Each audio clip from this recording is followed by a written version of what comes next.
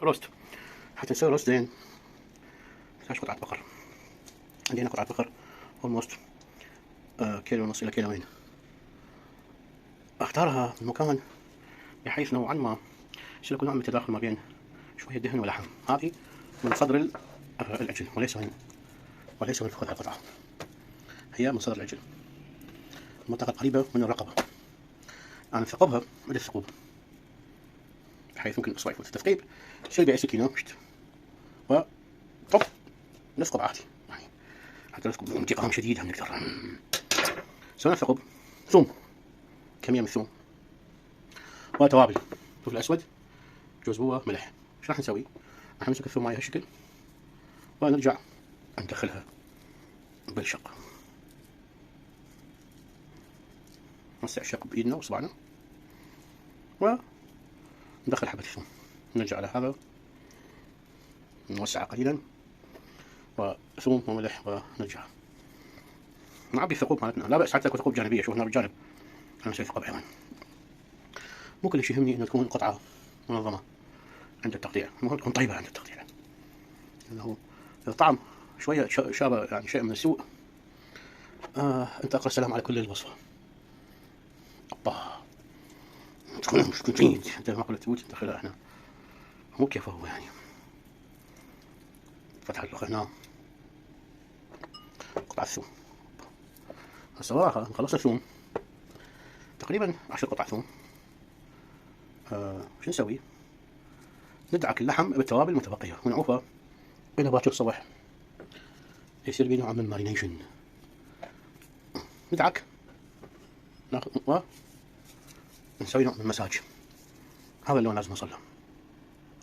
ما نخاف من كمية البهارات، اللحم سميك ولا ملح، صارت قليلة نجيب عاد إلى ما تخلص المرحلة هاي، وبعدين نرجع نشوف شو راح نسوي لاحقا في الصباح الباكر. بالنهاية هذا شكل قطعة اللحم بعد ما تتبل. يشلونها على شوف كمية التوابل واضحة مو قليلة أبد. هذا نترك إلى الصبح، لازم حتى تأخذ حقها من الانضاج وامتصاص النكهات. وإلى باكر الصبح راح نخلي توابل ونطهيها بجدر الضغط. راح نشوفكم بعدين شلون. على نار قوية نسبيا، نخلي جدر كافي لاحتواء قطعة البيف، ومن ثم قطعة زبد عامرة نذب الزبد.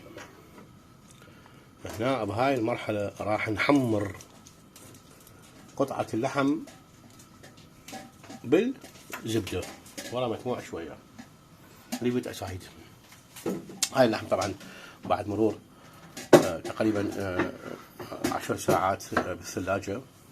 هم ايضا نباوع عملية كلش مهم ترى مراقبة شلون احنا دفعنا وضغطنا التوابل بالعضلات.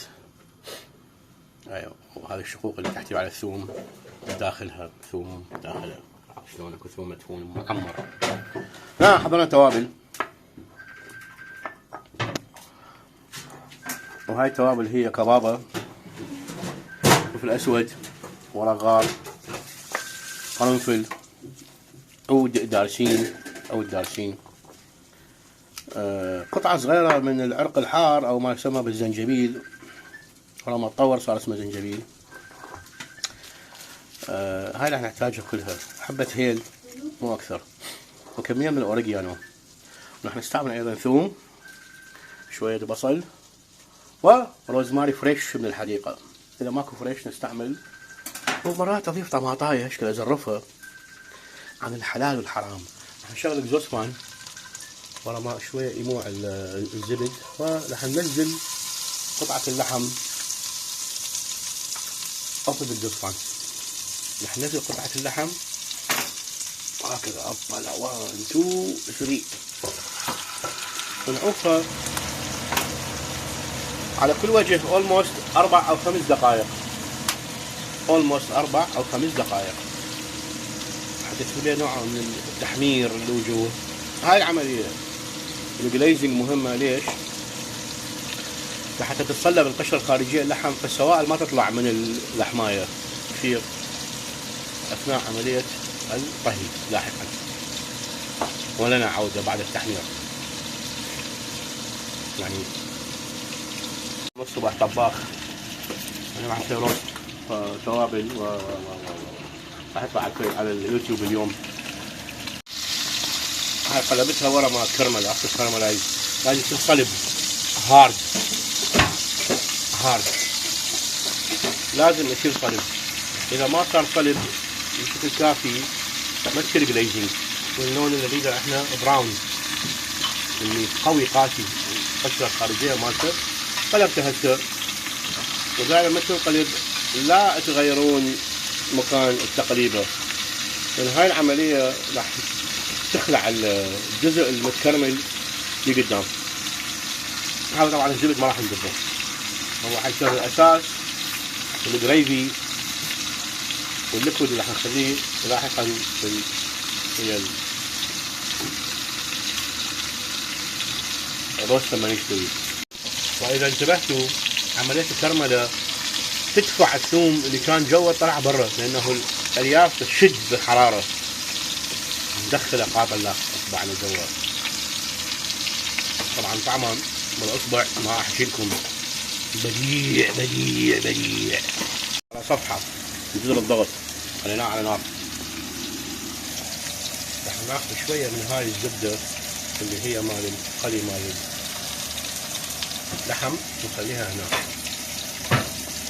لأنه ما راح توصلها حرامات، راح ينقهر عليها. ما ادري شو يعني تماما. احب الاشياء هاي. ماريا كمية اسفات ولا سعودن. هسه راح نضيف البصل شوية يتحمر بهذا الزيت، هو والثوم نعطيهم كما يقولون خبطة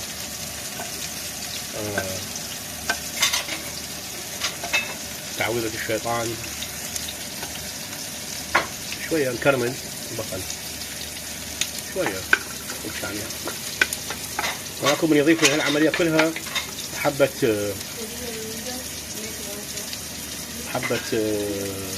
فلفل حار.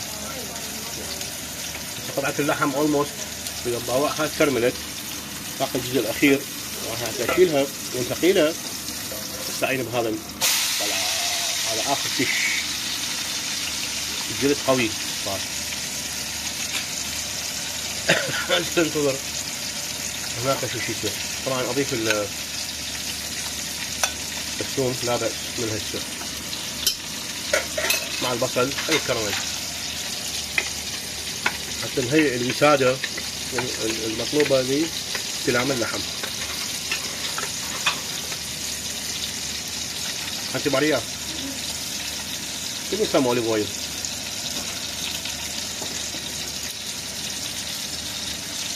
شوية زيت زيتون شوية يعجبني.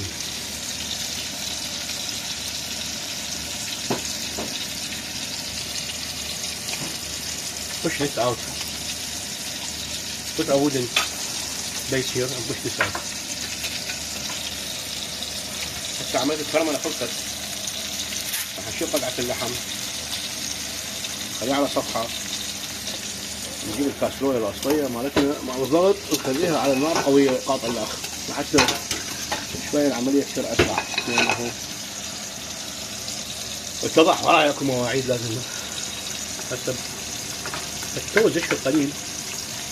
فهو يستمر الكرملة لأنه الحرارة ما راحت من الزيت ولا لا، بدأ اللون ياخذ ذهبي مال الثوم، بس صار ذهبي نعجز التوابل كلها دفعة واحدة. هي هم تحتاج تاخذ حقها من الكرملة وما شاكل ذلك. طبعا احنا ما حكينا عن الملح، دور الملح مهم، بس هو نقص كل شيء. التوابل هاي نص دقيقة هالشكل على السريع. راح ارمي الطماطاية وما تبقى من الثوم ايضا،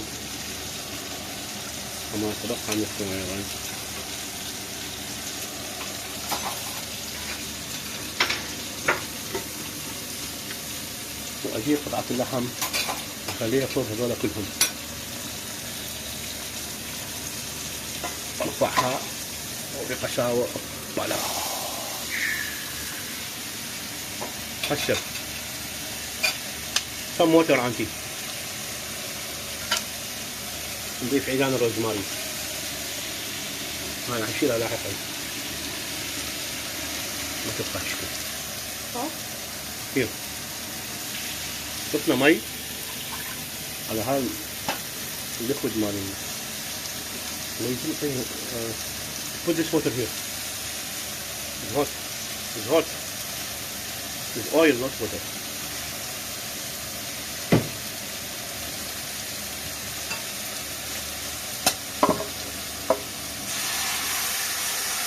Put more water here. بركان هيجان غليان. Yeah, more. Don't be afraid. بركان هيجان غليان. Now salt. بركان هيجان غليان. كمية من الملح. أبد ما حتى صار هواي مو مشكلة. ليش؟ لأنه put some water here. You mean take some of the salt? Put some water, no problem. No, it's okay. The meat will never be salty from inside. The gravy will be salty.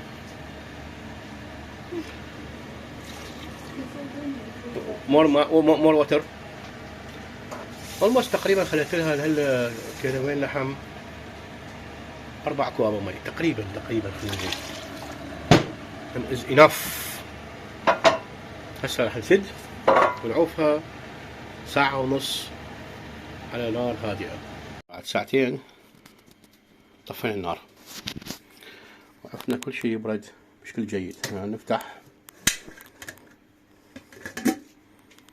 واو الوضع هالشكل، بس لغرض التأكد من الجودة ناخذ قطعة صغيرة هالشكل، قطعة مثارة صغيرة. نرفع هذا اللحم ونخليه في طبق ويروح الثلاجة لازم يبرد. سوي الشطة العملاق مالتنا قاطلاخ نغرزه حيل ونبل. تقريبا فقدت نصف حجمها بس ستيل هي لا بأس. بس الارت وين يصير في تشريحها، لأنه لازم نباوع اتجاه الألياف وين نشتغل عكس الألياف. يعني إذا قطعنا مع الألياف راح تصير كلش سرتة، عكس الألياف راح تصير طف، راح تصير كلش ترفه. هذا السائل هسه راح نذوقه. هذا السائل ما ينزل، السائل هسه يتصفى ونسوي من عنده جريفي نخدم ويا الروست. توب، طعمه جدا لذيذ. هو سوب وهو أشياء أخرى. يمكن أنا قسم أن أستعمل البرغل بصراحة، الطماطم الإيطالية الجافة خليتها ضافت نكهة أيضا إضافية. طعمه ممتاز. هسه راح أصفيه. المواد الصلبة اللي هي توابل راح تنذب، مواد الخضروات راح اضربها بالبلندر ارجعها للجريفي ونشتغل عليه قاطلاخ. رابط look at me. هذا فاينل تاتش. اخر شيء هو تشريح اللحم لانه بارد. سكين رفيع طويل خاص التشريح، تشبه السكينة اللي استعملها الشيف مال قص. شوف السكشن مال اللحم بديع جدا. واو، العروق ذابت اللي كان بيها دهن.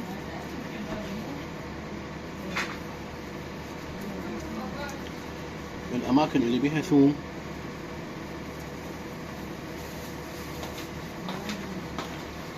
هي هاي.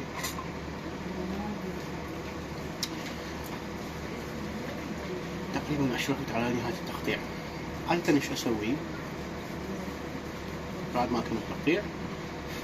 القطع اوفى مثل ما هي، خليها هنا اوكي كثير. راح نرفع كتلة اللحم دفعة واحدة ونوزعها هنا هالشكل بهالطريقة هاي. طعمه مليح. بعدين محضرين جريفي اللي هو ما ينسلق،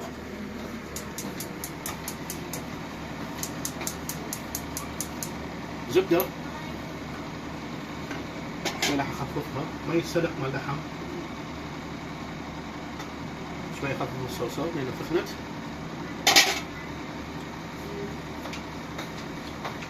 زبدة، شوية طحين، سوينا رو، ضفنا له وايت بيبر، فلفل ابيض، ضفنا له نتماج اللي هي جوز هوة، ضفنا له شوية قرنفل حتى ينطي لون غامق عميق لها، شوية حليب صارت ثخينة، شوية كريمة، ثم شوية شوية اخففها باستعمال مي الجريفي، مي السلق. خلينا نحميها شوية بعد لأن هي كلش باردة. نحول على نار أقوى هناك.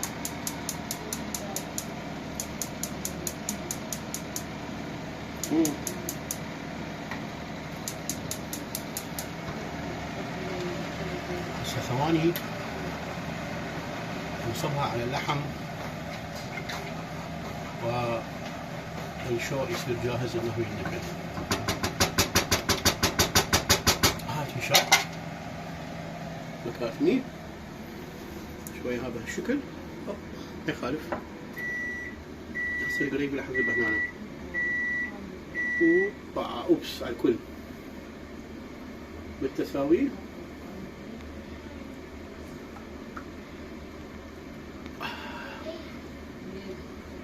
واكو من يختم الموضوع ب عود من الروزماري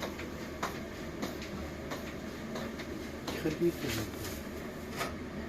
ما له داعي. بس هسه حنتقل ونذوقه. هم